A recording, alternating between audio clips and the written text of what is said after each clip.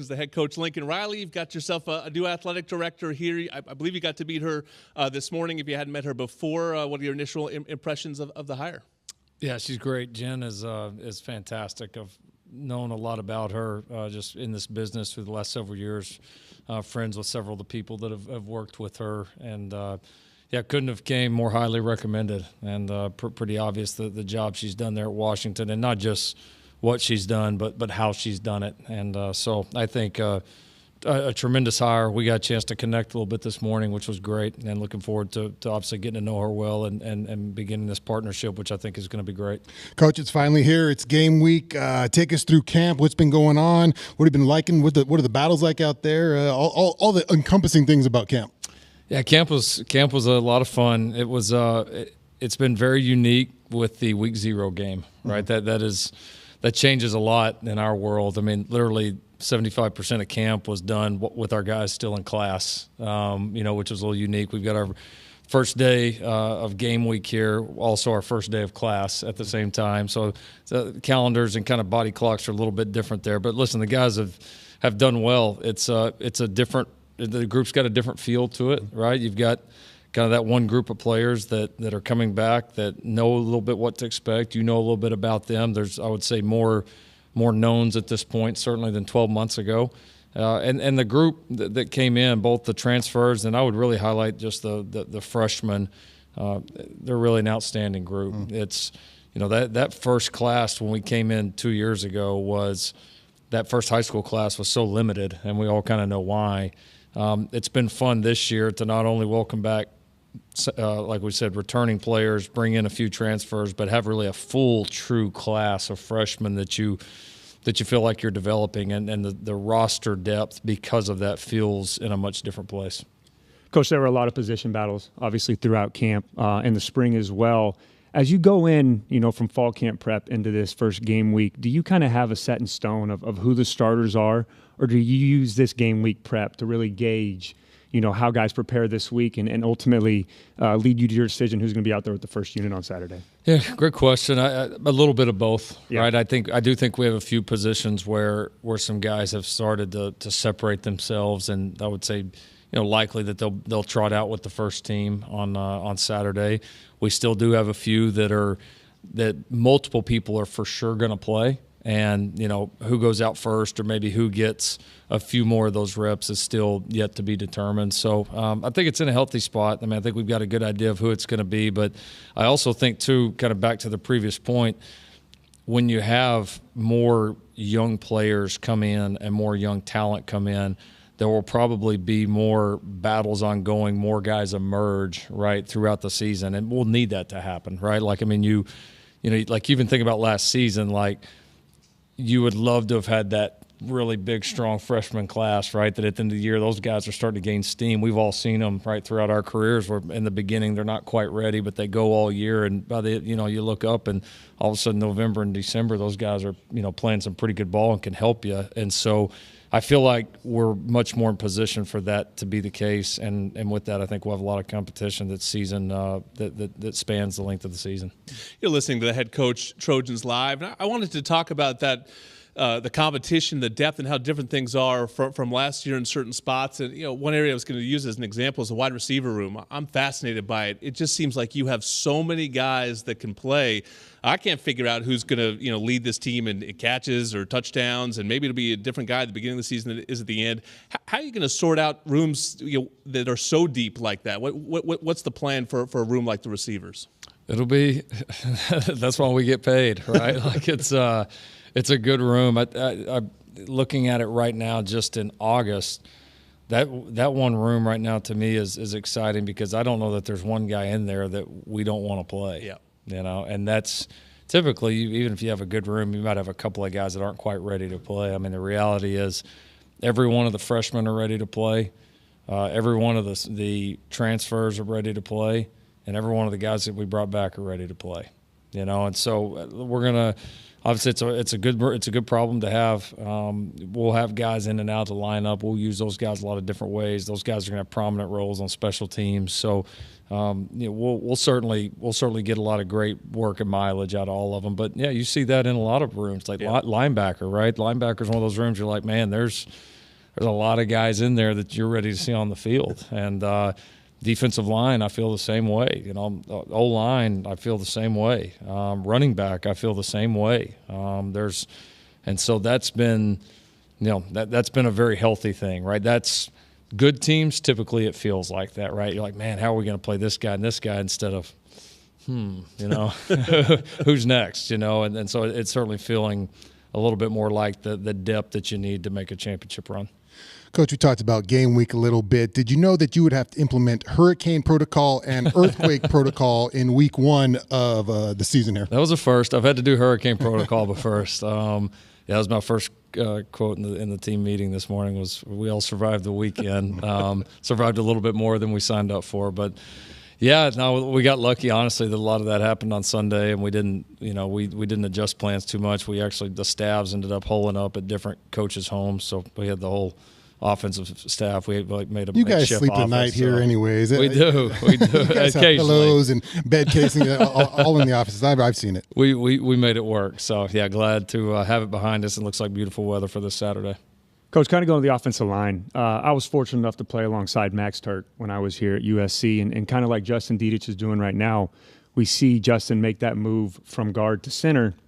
As a play caller and as a head coach, how comfortable of a feeling for you that with all the position battles going on up front, guys moving around throughout spring and fall camp and some new faces up there, how comfortable of a feeling for you is that as a play caller to have a guy like Justin who's a returning starter, returning now 2-time captain, playing at that center position, which outside of quarterback, in my opinion, is probably the most important on the offensive side of the ball. Yeah, it means a lot. I mean, we can't say enough about the job that Brett Nealon did for our team last year, especially in year 1 of all of this, and he was – one of the probably unsung heroes on the entire team. And we could fill the gap when he wasn't there. Justin now having, had the bowl game, had all spring, all fall, and you could tell he's really settled in the position, playing at a high level. He knows what we're doing extremely well, and certainly brings some of the maybe a higher level of physicality and physical gifts even than Brett did. So, he's got a high ceiling at the position. But like you said, to not only have the experience, but just the leader and the competitor and how consistent he is. I mean, you need that because the O-line deal is still, we're excited about it. There's a lot of good players. That's one of the positions kind of working through like exactly how we're going to rep because I do think we're going to play more than 5 guys. I mean, I think we've got, 6 or 7 that are ready to play, that have a legitimate chance to be a starter, and there's still certainly some competitions ongoing. So you need some of those constants, and he's certainly that in the middle of the line for us. On the other side of the line of scrimmage, it was clearly an impetus to get bigger, faster, stronger on that defensive front. You've done that. What have been the returns in looking at that group in camp? Yeah, I've just seen, we've talked about this a lot, but I mean, last year it felt like if we won, most of the time it was just one guy winning individually in pass rush, where the pocket and kind of what I've seen is we've got the ability to collapse the pocket, and that's the best pass rush. Like winning one-on-one's great, but the reality is like this day and age, most quarterbacks are athletic enough that like even if you beat a tackle or a guard or whoever one-on-one, if the other guys aren't collapsing the pocket, there's still a lot of space to escape, right? And how many times do you see it like, oh, man, it looked like it's going to be a sack, and he breaks out of it. Whereas when you have multiple people collapsing a pocket and closing that space down, it's an uncomfortable feeling for a quarterback. And I do think, across the board, there's certainly more size, more power, more depth. And we've seen that. Our ability to collapse pockets and limit some of the space, I think, is important in not only getting home, but finishing the job and making sure that we consistently keep opposing quarterbacks uncomfortable. All right, we've got one more segment with Coach coming up here. Monster Energy is the official energy drink of USC. Unleash the Beast. And Trojans Live is sponsored by Pechanga Resort Casino, proud partner of USC football. More with Lincoln Riley coming up on Trojans Live. Back on Trojans Live across the USC Trojans Media Network. I am Jordan Moore alongside Sean Cody Kessler, and the head coach, Lincoln Riley, getting set for USC versus San Jose State. That's a 5 o'clock kick on Saturday. We will go live at the Trojan Tailgate Show at 3 o'clock. The new athletic director, Jen Cohen, will join us on that show. We'll have the Tunnel Captain live on that show and a fun preview going up into this exciting season. Coach, you have ratcheted up the excitement here very quickly here going into year too. So much anticipation. And, last year we talked a lot about 13 on offense. I'm sure we'll talk about him plenty too. But 13 on defense has a lot of people excited. You took Mason Cobb to Pac-12 Media Days, representative for you. How much impact can he have in the middle of your defense? Yeah, I think a lot. I mean, he's such an instinctive player, and I think at that position, that's as much as offenses throw at you week in and week out, you have to have that, right? You have to have a guy that understands the game, that feels the game, that doesn't hesitate, and to have his experience and a guy that's played a lot of snaps, made a lot of plays, seen a lot of things. He took to our staff and to our scheme very quickly, and obviously to the team. I mean, like I said, taking the media days, for him to be named one of the captains, I mean, that right out of the gate speaks a lot to how he's viewed within the locker room, both by the staff and players. So he's going to play a lot. He's going to I'm excited to see him turn it loose because he plays very fast and really diagnoses things very, very quickly, and that's obviously a great skill to have. Coach, I'm always interested in the identity of teams. You mentioned it a little bit. Every year, it's kind of like each team has its own kind of way they do things and how they figure it out. It kind of take maybe a couple games to figure out what this team is going to be about. Do you think that it's kind of found as a team, or is it something that you try to mold and kind of create for them that's going to happen, or does it happen like, oh, you see something like, oh, this is the kind of team they're going to be this year?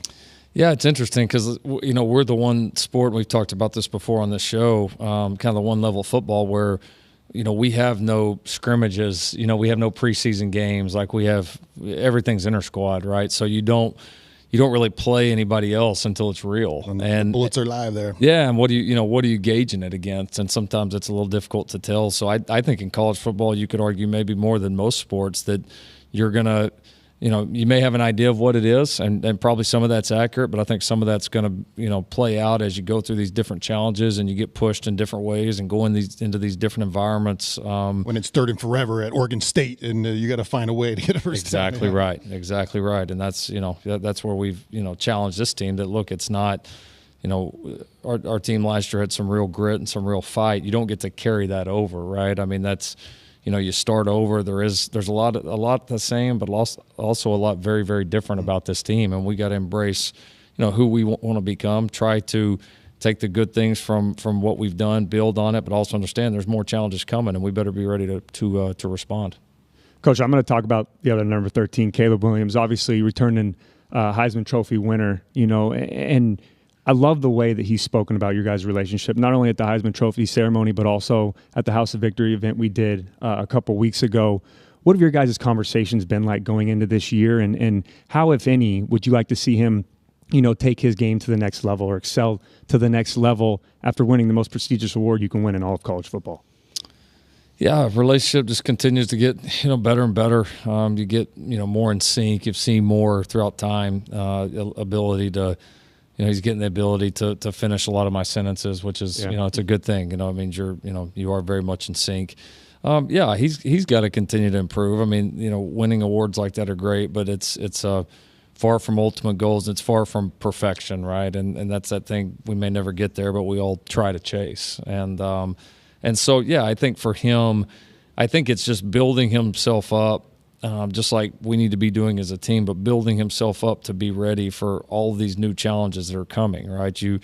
However many games you have the previous year, that's how many challenges you got. And we're going to have a whole set of new, like totally different challenges this year, and they may be different than what they were last year, probably will be in some respects. And so as a leader, as a quarterback, right? How much have you built yourself up so when these new challenges come up, you're ready to go? Because you can't just look at last year and say, well, I did this well and I didn't do that well, and that's all I need to focus on, because everything changes, right? This game always evolves. Like the second, again, you guys have played at the highest level, like the second you think you got it figured out, you're in trouble, right? Because a piece is going to change, and you got to be ready for that. And so, we've tried to build all parts of the game. We've tried to improve physically. We've tried to improve conditioning. We've tried to improve game situations, offensive understanding, continue to understand defenses and how we anticipate that we're going to get attacked.